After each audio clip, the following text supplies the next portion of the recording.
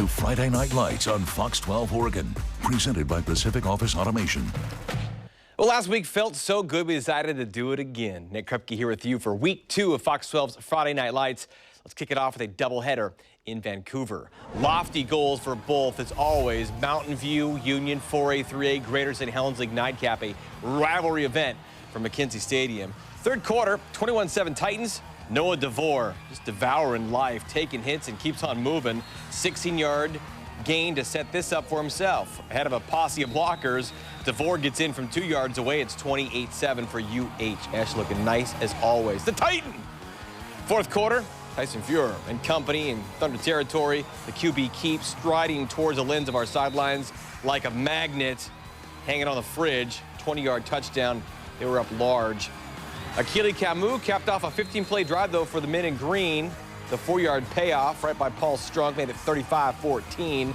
Then Mitch Johnson, Kyle Chen come together again. 16 yards for 6 more, 35-21 in the end. MV will next host Wenatchee. Union draws Heritage. The afternoon tilt from McKenzie. Washougal, Evergreen, Panthers, Plainsmen flip a coin. Washougal's Holden B from that athletic family bloodline. The sophomore quarterback to Thomas Brown out to the right, 3 yards down to the 1. In the first quarter, same drive, mishandled, snap, fumble, but David Kailea for Evergreen recovers on that one. A turnover, belt for the Plainsmen. Love to see that. And then it's Evergreen's Kyle Norton around the defense. The Golden Dome, 33 yards in for the score. The gloves always help, 7-0. 30 seconds left for the half. Washougal across the middle, B to Brown, double coverage, but he calls it in. Good for 21 yards. Last play of the half, nothing doing. Jordan Peters knocks it out of the way. First play of the fourth quarter, up the middle, it's Hayden Norton. Kyle again. Plainsmen can put it on the board again. 27-6. WF West next for them. Washougal gets Woodland.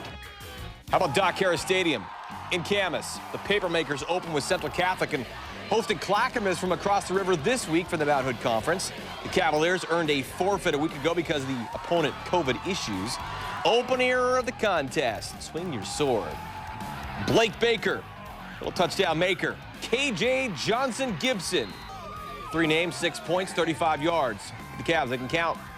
Camas makes it count too. Would have nothing of it. Scoring twice on short yardage situations. Luke Jamison for the 1-yard plug. Then back knocking on the door again. That's Jarris Phillips. 14-7 Papermakers. Second quarter, Camas going to pad the edge with a field goal. And here comes a Clack attack. Baker, the deep ball will travel. Miles Williams over the shoulder, over the defender. A 65-yard score, get pumped. They're down 3. Then they'd lead. Camas back to punt. It's a tough deal when booting the ball to Mr. Williams. Off the bounce, Miles off to the races. 50-yard house call on a Friday, yet to pay him off. Clack into the lead at halftime. Later, Williams had an end-zone clinching INT. He's got an offer from Oregon State. 38-30 Clackamas. They now get back with Reynolds for league play while Camas hosts Jesuit and then West Lynn to close out their non-conference slate. Yeah, and a flashback Friday into the old Three Rivers League with Lake Oswego trekking down to the new digs of Sherwood High, and that's where we find Fox 12's Craig Burnback live in the home of the Bowman. Hey, Craig.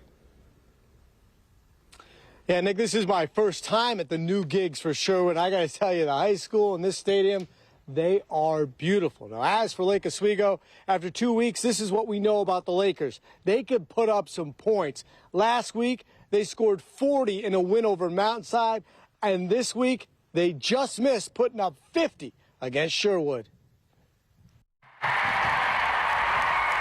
The Bowman's entrance and their new stadium in general is straight up impressive.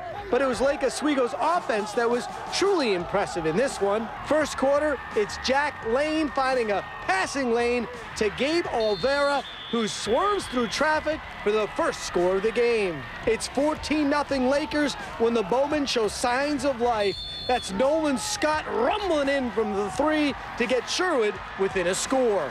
But Lake-O had too many weapons on this evening. That's number 6 getting 6. As Calvin Macy scores from the 11, it was 28-7.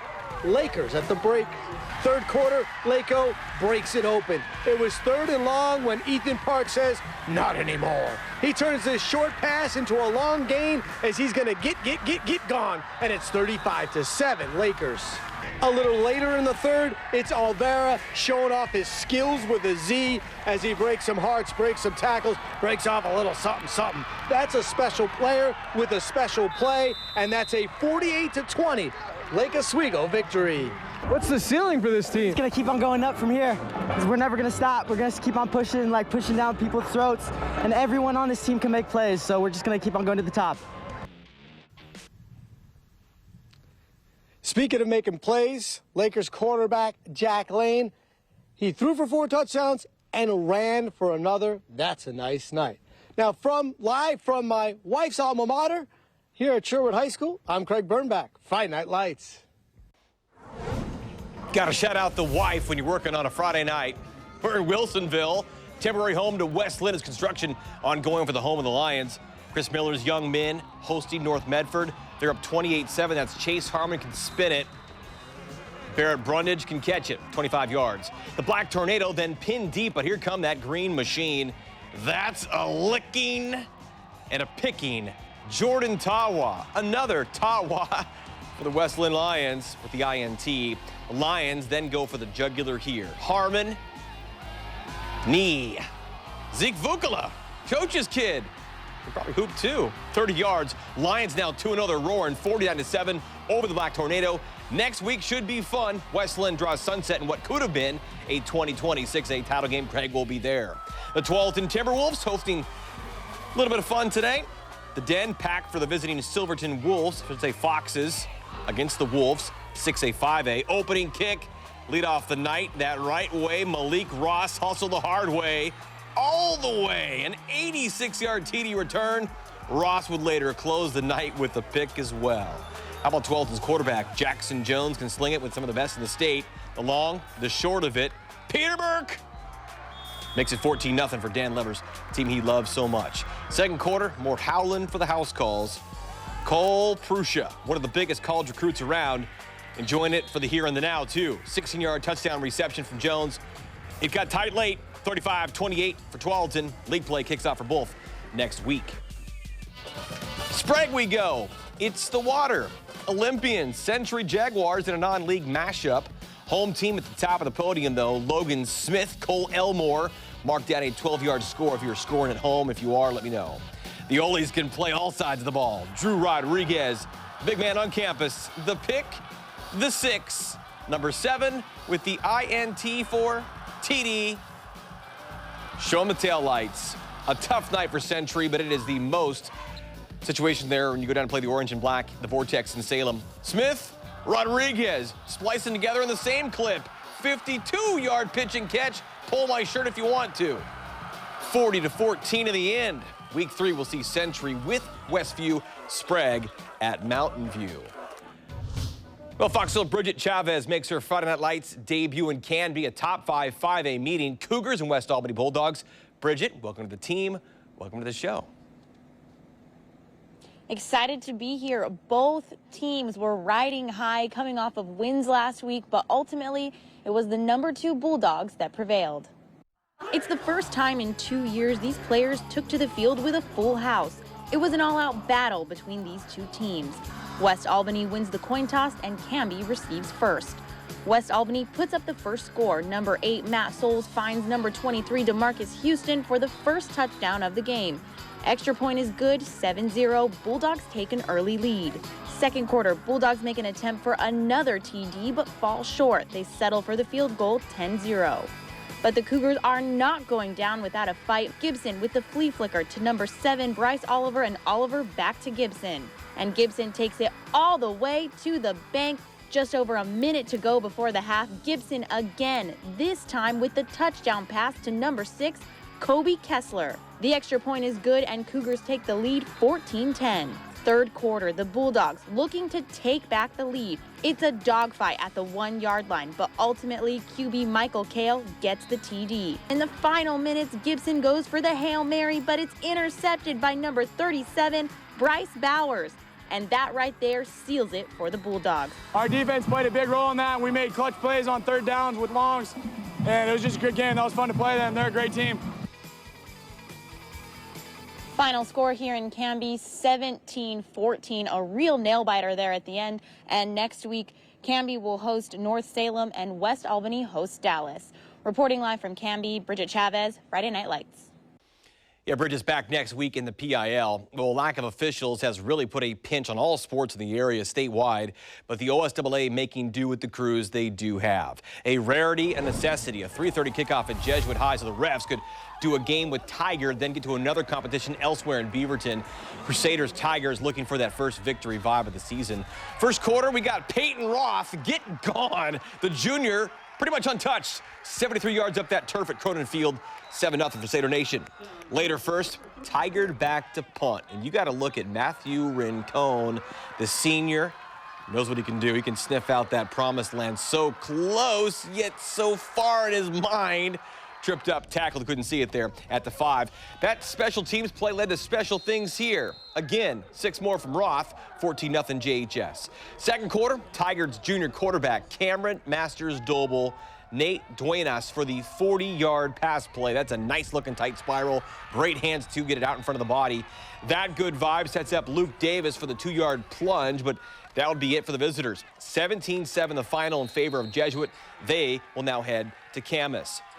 Another 3:30 kick in the Metro League, logging on along Northwest 185th, Mountainside up in Rock Creek with high fly in Westview. Third quarter, 20-3 Wildcats. It's Brian Mannion on the comeback trail for the Mavs. 19-yard TD pass to Tiger transfer Keenan Spear Johnson. Mannion had a nice night. Again, Westview, though, nice night, too, on the offensive. Jordan Fisher, 4 yards and in. 28-10. Fisher hooked on for 156 yards on the ground. Still third, Sam Levitt, back from a season in Utah. Caden Huppin on the receiving end, 32 yards and tackled across the goal line for another WHS touchdown. Levitt threw 3 of them, 2 to Huppin, another to Jaden McBreen, who also had a pair of pick sixes. 49-16 Westview. That officiating crew grabbed a break, maybe some dinner, went to their second game of the night. Air 12 would help us from there. Buzzing above Sunset High, along Cornell, Skyhawks, Apollos, 8 p.m. Metro League kickoff. Toga will take 24 Apollo corn dogs to go, please. Sunset up a pair of scores. New starter Grady Newsom knows where to feed the beast. Caleb the Animal Kim, the Purple People Eaters, and a field flipper play to knife into the red zone. That would be easy to digest from there. Newsom, Mason Ebenall. Looks to be another seminal season for Sunset. 45-7. Apollos, West Lynn, a dandy of a big game next week, right here on this show. Another 8 p.m. kick in the Metro saw Aloha at Beaverton, Air 12 above the Beaver Dam. Warriors coming out to play. You sell the fake, the Beavs bite. Hunter Gerard sold it like a senior would. Aloha strikes first, 6-0. Ensuing kickoff, we'd show this for 2 reasons. A fumble for a score or a big blast the other way. That's the way it do for Beaverton. All right. Tyron Albright. More than pretty okay. An 88-yard kick return.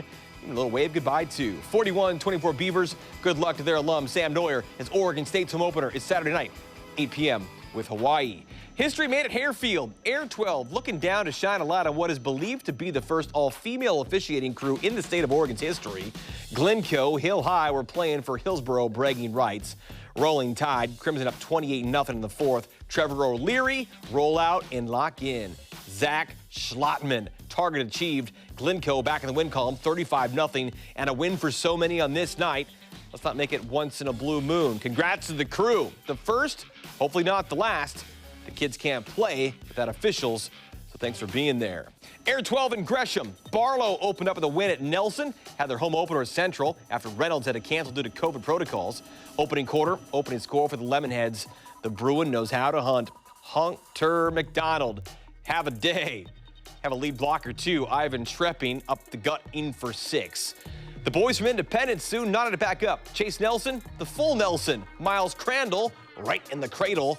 42-yard aerial from the sky. Barlow can celebrate a day like they usually do, 44-28. Air 12 above that clean look of the Gophers. Oregon State alum James Allen making his home opener debut as leader of Gresham, hosting the new Adrian C. Nelson High Hawks. The Gresham Rivenettes always in postseason form. We're looking at a 7-0 Gopher first quarter lead. The Hawks on the flight plan. Alex Nita, Reed Gray moved the sticks. Aaron Hazel came over from LaSalle to start the program at Nelson. You know they'll run the rock. Jack Gander does that, but it would be a turnover on downs.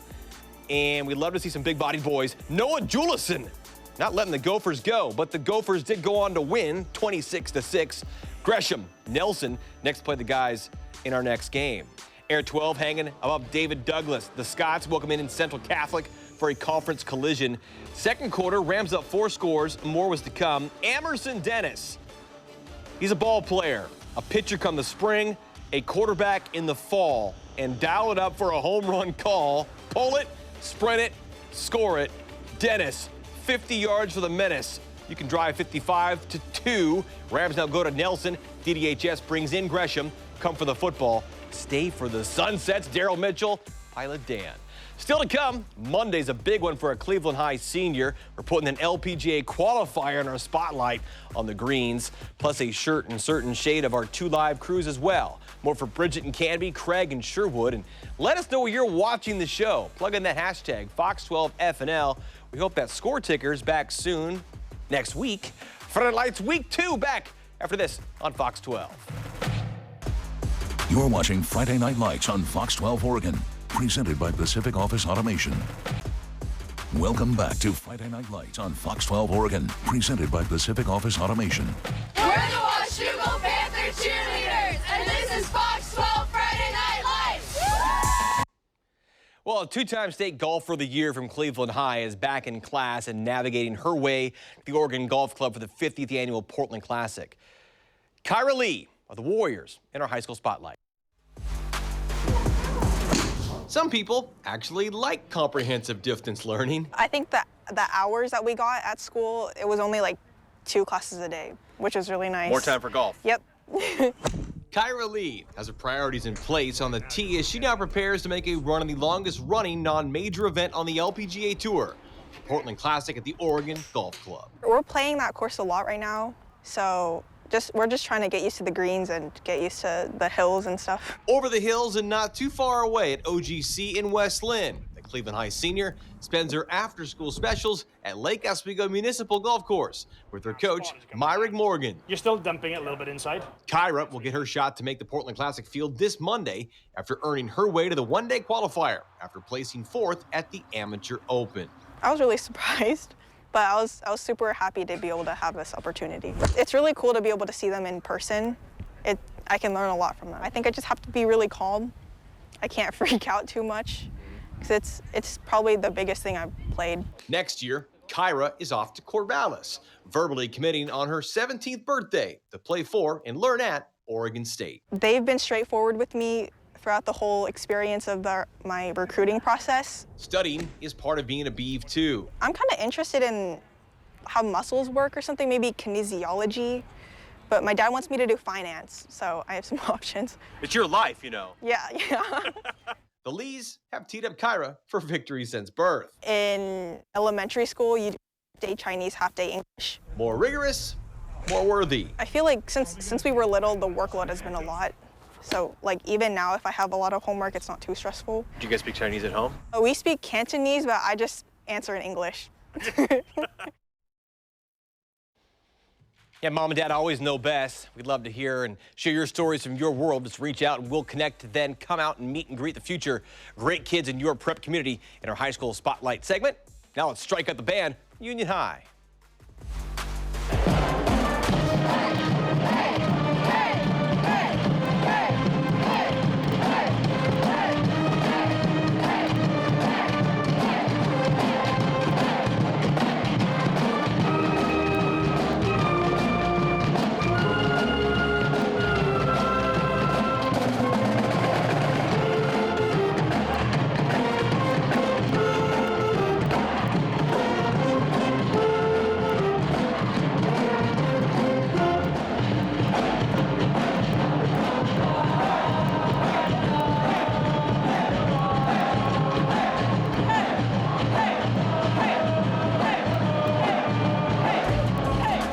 Friday Night Lights on Fox 12 Oregon, presented by Pacific Office Automation.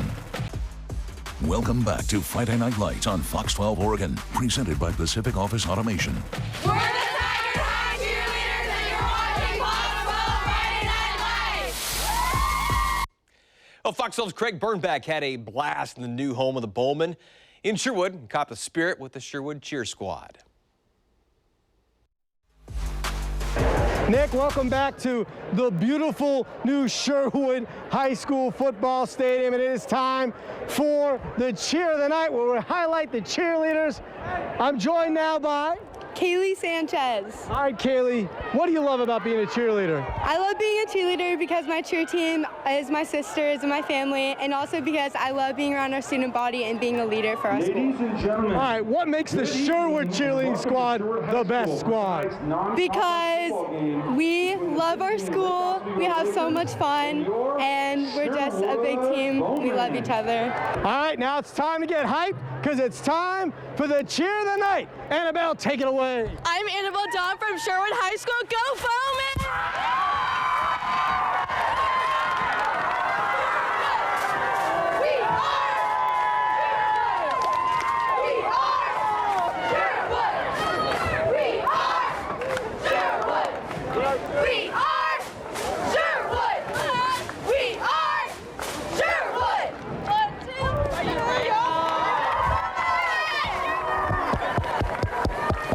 This just in, as pointed out to me, we get Craig on one of those cheer boxes for next week's show. Our Bridget Chavez, the newest member of our field team, and made her Friday Night Lights debut in the home of the Canby Cougars, where community and football runs deep. The last time these players took to this field and the fans packed these stands was in 2019. To the Canby community, this is more than just a game. Our community is so great. Football is a huge part of this town, and just have everyone here and supporting us is one of the best feelings ever. You could feel the energy and excitement as the players took the field. Coach Jimmy Joyce says they're ready to get back into it. I think last year was such a disappointment, even when we did get a play and not really able to invite the community in and like we were able to. And it just feels great to, have that back in a town like Canby, where, like I said, it does mean a lot here. Coach tells me they have fans coming here that graduated more than 20 years ago. He says in Canby, it's just what you do here. Bridget Chavez, Friday Night Lights. 20 years seems like a real quick 20 years. If you went to school back then, I wouldn't know. If you missed the highlights portion of this show, we've got you covered. Just head over to the sports page on KPTV.com. The full meal deal in the process of being uploaded right now to the Fox 12 YouTube page as well. You know what to do. Like, subscribe, and we'll see you next week for week 3 of Friday Night Lights. Thanks for watching Friday Night Lights on Fox 12 Oregon, presented by Pacific Office Automation.